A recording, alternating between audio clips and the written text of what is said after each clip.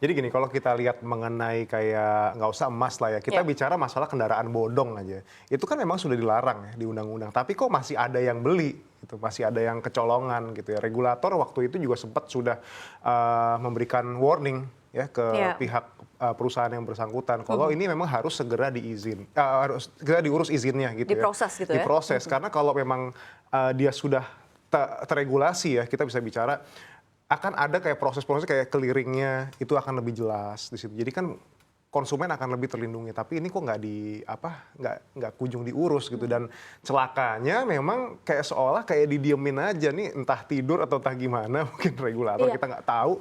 Akibatnya ya yang namanya konsumen dengan ya kita konsumen mana ngerti gitu yang begini, dan itu tidak teredukasi juga kan mengenai pentingnya kita punya kita berinvestasi di platform yang memang sudah teregulasi dengan Bapepti dan lain sebagainya.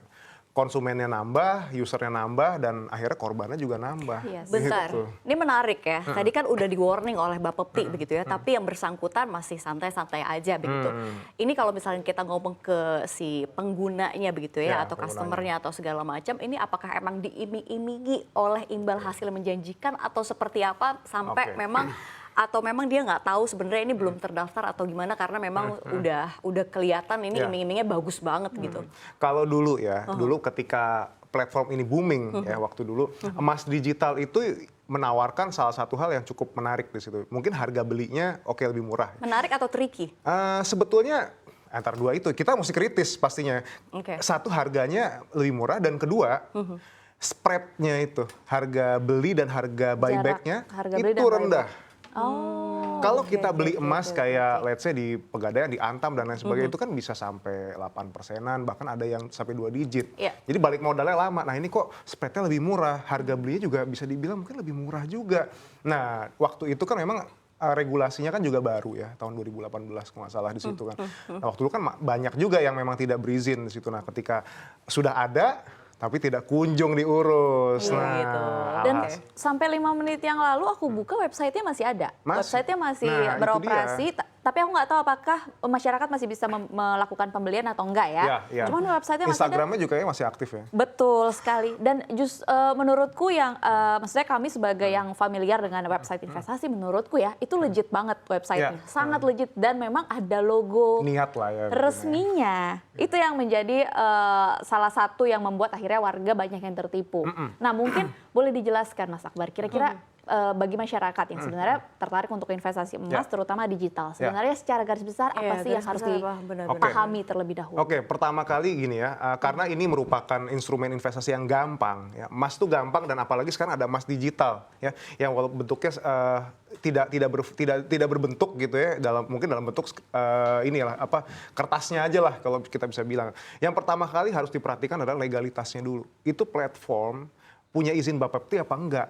Gitu. Karena ya balik lagi, kalau memang dia berizin akan ada clearingnya ya, PT KBI ya, yang mengawasi dan mencatat transaksi emas itu. Dan perusahaan yang memang dia punya license Bapepti itu kan ada persyaratan harus dipenuhi ya. Dia harus ngedeposit emas sebesar 10 kilo, terus abis itu dia harus punya modal minimal 100 M. Itu kan pasti bukan perusahaan ece-ece kalau kita bisa lihat di sini ya. Jadi nggak main-main untuk mendapatkan legalitas itu, karena tujuannya adalah untuk melindungi si konsumen atau si investornya. Dan setelah itu barulah kita pakai prinsip investasi emas itu sendiri. Jadi emas memang harus untuk jangka panjang, dan kalau bisa memang mulai dengan yang kecil dulu, karena tujuannya emang emas digital adalah untuk yang bermodal minim kecil gitu, minim gitu ya. Gitu. Oke, ini intinya pokoknya kita harus kritis begitu ya, itu harus kritis.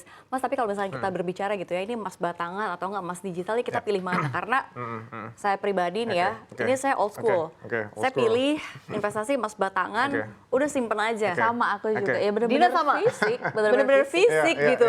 Ini apa ya? Ada nggak sih yang ngebuat kayak, Saf, nih kayaknya emas digital nih menarik juga deh. Kenapa nggak kalian coba gitu? Ini gimana? Apa yang bisa? Sebetulnya memperdebatkan mana yang lebih baik antara emas batangan dan emas digital tuh nggak bakal selesai, karena semuanya tuh ada kelebihan dan ada kekurangannya di situ ya. Kalau kita beli emas batangan ya kita harus risikonya ya mungkin harga belinya akan lebih tinggi, lalu abis itu spread-nya juga lebih tinggi dan ada risiko yang namanya kecurian.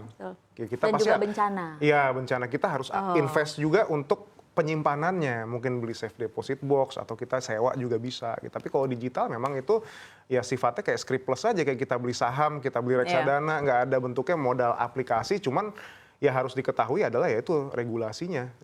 Dan dia kan juga sebetulnya bisa dicetak ya, Mas itu ya. Nah bayangin sekarang kalau emang perusahaannya tidak terregulasi gitu, apakah dia benar-benar ngedeposit 10 kilo emas itu? Oke, baik. Dan tadi mungkin boleh sedikit di follow up nih Mas Akbar, bahwa tadi Mas Akbar bilang harus cari izinnya gitu. Cuman kan kenyataannya nih yang perusahaan satu ini yang lagi menjalani proses hukum sebenarnya ada logonya katanya. Cuman ternyata tidak valid gitu. Jadi sebenarnya buat masyarakat yang ingin berinvestasi bukan cuma lihat website-nya doang ya.